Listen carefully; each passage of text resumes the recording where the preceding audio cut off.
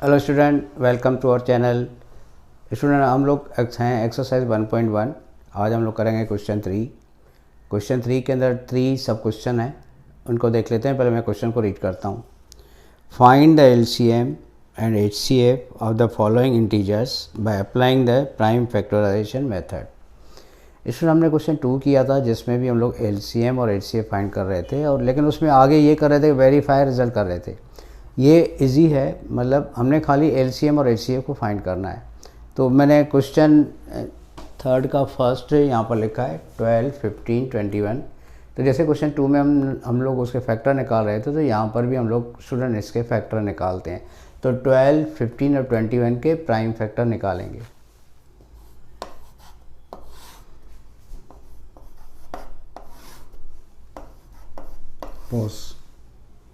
तो स्टूडेंट ये 12 के फैक्टर निकाले, 15 के, 21 के, जो आपको आते हैं।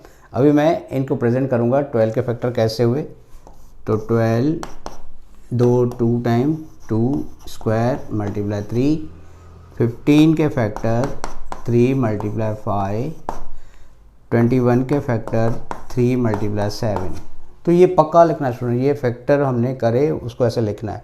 अब स्टूडेंट एचसीएफ फाइंड करेंगे। एचसीएफ स्टूडेंट मतलब तीनों में कॉमन, देखो 2 स्क्वायर है, यहाँ पर नहीं है तो उसको कैंसिल करेंगे। 3 यहाँ पर है, 3 यहाँ पर है, 3 यहाँ पर है, therefore HCF is 3। Then LCM में सब लिखते हैं, यूनियन हो जाता है सारे, लेकिन रिपीट नहीं करेंगे। जैसे इसको लिखेंगे, इसको लिखेंगे, इसको नहीं लिखेंगे क्योंकि हमने लिख दिया। इसको लिखेंगे, इसको नहीं लिखेंगे, फिर इसको लिखेंगे। तो स्टूडेंट इसका लिखेंगे हम लोग 2 स्क्वायर मल्टीप्लाई 3 मल्टीप्लाई 5 मल्टीप्लाई 7। अब इसकी प्रोडक्ट करेंगे तो स्टूडेंट आएगा 420। सो एलसीएम इज 420। तो ये था क्वेश्चन 3 का फर्स्ट। चलो अभी स्टूडेंट हम लोग 3 का सेकेंड करते हैं। Numbers are 17, 23, 29। स्टूडेंट इन तीनों नंबर में एक बात है कि all these numbers are prime, ठीक है ना। तो अभी प्राइम नंबर की कुछ प्रॉपर्टीज़ है, वो मैं आपको बताऊंगा कि प्राइम नंबर है तो हम लोग एलसीएम एचसीएफ कैसे फाइंड करते हैं। उसे शॉर्ट क्वेश्चन भी आते हैं। तो पहले 17 के इन तीनों के फैक्टर करते हैं। तो उसमें मैंने बताया ये प्राइम फैक्टर है, उसके 2 ही फैक्टर होते हैं, एक नंबर इटसेल्फ एंड एक 1। तो 17 के फैक्टर तो किए, लेकिन मैंने यहाँ लिखे 23 के नंबर इटसेल्फ एंड 1, 29 के नंबर इटसेल्फ एंड 1। ठीक है, तो प्राइम नंबर के फैक्टर्स यही होते हैं।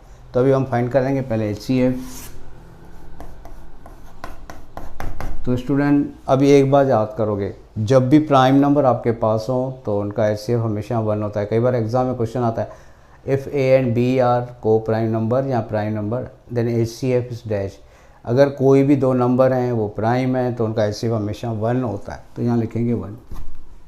अभी स्टूडेंट एलसीएम,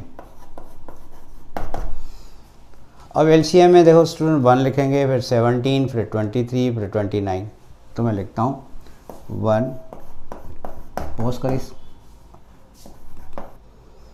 तो स्टूडेंट को मल्टीप्लाई करेंगे तो आंसर आएगा 11339। अभी यहाँ पर एक क्वेश्चन जो एग्जाम में आता है, if A B and C are coprime number then LCM is dash. तो स्टूडेंट अगर आपके पास A B C they are coprime then LCM is A B C. तो ऐसे ऐसे क्वेश्चन आते हैं जिनका मैं अलग वीडियो बनाऊंगा। इस टाइप के जो भी क्वेश्चन आते हैं वो भी आप अच्छे से देख लेना। तो LCM of this 3 number is 11339। चलो स्टूडेंट क्वेश्चन 3 को देख लेते हैं। तो फर्स्ट जैसे पता है कि प्राइम फैक्टर करेंगे तो फर्स्ट लेंगे 8, 2 की टेबल 4 टाइम, 2 की टेबल 2 टाइम, 2 की टेबल 1 टाइम।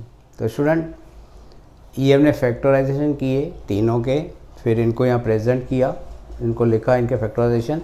अभी इन तीनों में भी देखो स्टूडेंट एक प्रॉपर्टी है, दे आर को प्राइम।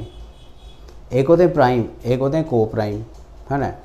तो ये को प्राइम नंबर है, कोई भी कॉमन टेबल इन पर नहीं लग रही, इनका फैक्टर सिर्फ 1 होता है। तो अगर नंबर प्राइम भी हो को प्राइम भी हो तो उसका एचसीएफ हमेशा 1 होता है, इसको याद करोगे। तो हम लोग लिखेंगे एचसीएफ इक्वल टू 1। अभी लिखेंगे एलसीएम तो स्टूडेंट एलसीएम ये लिखेंगे, फिर ये लिखेंगे, फिर ये लिखेंगे, 2 3 टाइम, 3 2 टाइम, 5 2 टाइम, और 1 तो इसमें नहीं लिखेंगे। 8 × 9 × 25, तो स्टूडेंट इसका आंसर आएगा 1800। तो ये एलसीएम, तो एलसीएम ऐसे ही होता है, हम कर भी है प्ले स्टैंडर्ड में। तो उम्मीद है आपको समझ में आ गया होगा। Thank you.